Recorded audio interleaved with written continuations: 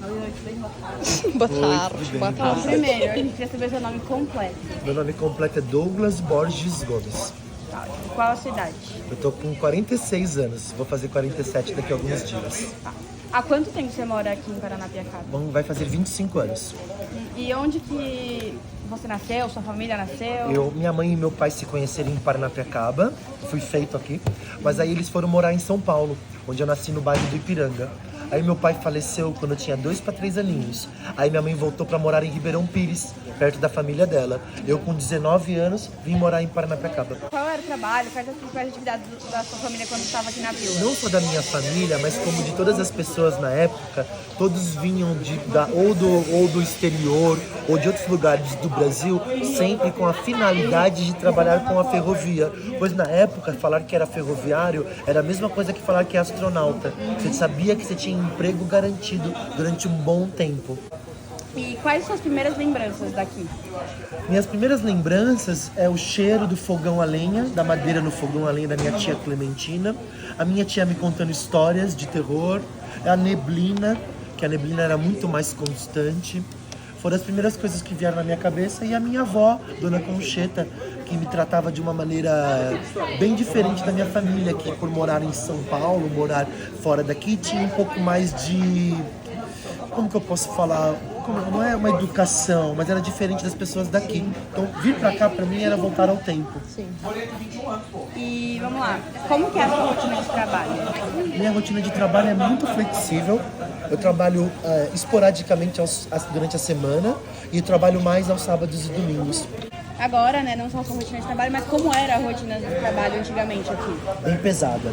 Eram 12 horas de trabalho, sem parar. Tecnologia existia, mas era pouca.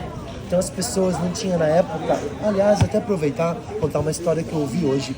Hoje eu estava esperando vocês chegarem, um dos meus amigos parou e veio me cumprimentar e falou: Douglas, se quiser falar do meu tio, você pode falar. Eu falar o quê? O meu tio perdeu a perna num acidente dos cabos de aço. Então esses cabos de aço que a gente viu, corrimãos, chamado funicular, é o que levava o café. Então nessa época não tinha EPI, equipamento de proteção individual, bota bico de aço, óculos de segurança, protetor auriocular, não existia. Então eram muitos acidentes, eram 12 horas de trabalho e muita gente morria em trabalho, no seu posto de trabalho, igual vocês viram nos 2 túmulos. E quais que eram os principais meios de transporte que eram utilizados? Ferrovia, né? Carro não existia ainda, tanto é que quando você fala a palavra carro, você está se referindo a pessoas que eram transportadas na ferrovia, e cavalo, mula, descia o café antes de existir a ferrovia, descia nos lombos das mulas. Então eram força animal e e ferrovia. Vamos lá. Quais as principais mudanças que você observou aqui desde quando você chegou? Olha, desde que eu vim pra cá em 1999, a vila deu um salto em 2001, quando ela foi comprada pela Prefeitura de Santo André e começou a focar em fazer uma vila turística. Aí começou a crescer de uma maneira onde as pessoas não só subsistiam com a ferrovia, mas também subsistem até hoje com o turismo. Então muitas pessoas, como a minha própria tia, abriu a casa dela e fez o Bed and Breakfast, que é o B&B, que é para receber as pessoas na casa. Outras pessoas fez restaurantes Fog e Fogão. Outras pessoas como eu, turismo, agência e assim por diante. Tá. E se você acha, né, que o turismo influenciou na vida dos moradores, como você acha que ele influencia? Eu acredito que essa resposta está ligada com o que eu acabei de falar agora. Acabou influenciando, onde fez com que moradores que tinham somente uma linha para ganhar dinheiro, uma única profissão que era a ferrovia, começou a abrir um leque para, além de ferrovia, trabalhar com o turismo que eu expliquei agora. Tá ótimo. Vamos lá. Quais são os lugares e construções históricas mais importantes de Paranapiacaba? Eu gostaria muito de falar, mas eu gostaria que vocês mesmos respondessem essa pergunta depois desse dia. Pelo menos quem está aqui do meu lado assistindo a entrevista, puder falar uma ou duas, o meu amigo com certeza sabe. Desculpa, como se chama mesmo, amigo? Matheus. Aproveitar para poder parabenizar o Matheus, que desde o começo está empenhado em aprender o passeio, em curtir e se divertindo todo instante. Então o Matheus vai falar uma das Por favor, faça a pergunta.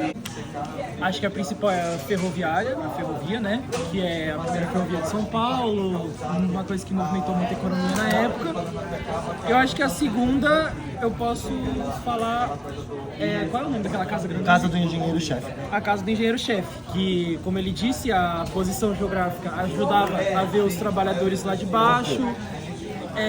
A quantidade de janelas campo de futebol também, né? também a quantidade de janelas que influenciava o quão rica era a pessoa e o quão importante ela era. E de duas, acho que essas são as principais. Que orgulho. Quais as principais dificuldades que a comunidade enfrentava em relação ao abastecimento de água? Nenhuma. Nunca tivemos dificuldades com abastecimento de água. Estamos tendo agora com essa ideia da Sabesp, que agora está tomando conta. Porque o que acontece? As locomotivas eram movidas a vapor. Então, para poder ser alimentadas, elas precisavam de quê? De água. Então, todos os locais foram construídos setores de captação de água. Então, essa água servia para as locomotivas e a água que sobrava para os moradores. Então, a gente nunca teve problema com fornecimento de água. Quais as histórias e lendas mais conhecidas da vila? Olha, as lendas são um inconsciente coletivo, né? Uns arquétipos. A história mais conhecida é essa que permeia vocês agora, que é essa que vocês estão olhando para cima, que é a neblina, que é conhecida como a lenda do véu da noiva. Aí nós vamos ter outras lendas como a lenda do vigia, que é um rapaz que cuidava das casas, que é o guarda noturno.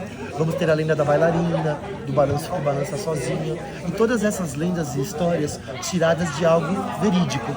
Não algo verídico que eu diga que aconteceu, mas, por exemplo, a neblina existe. Então a neblina que vive no nosso inconsciente foi transformada em lenda. E assim, todas as lendas têm um pontinho de verdade. Quem conta um conto aumenta um ponto. Fechou? Muito obrigada.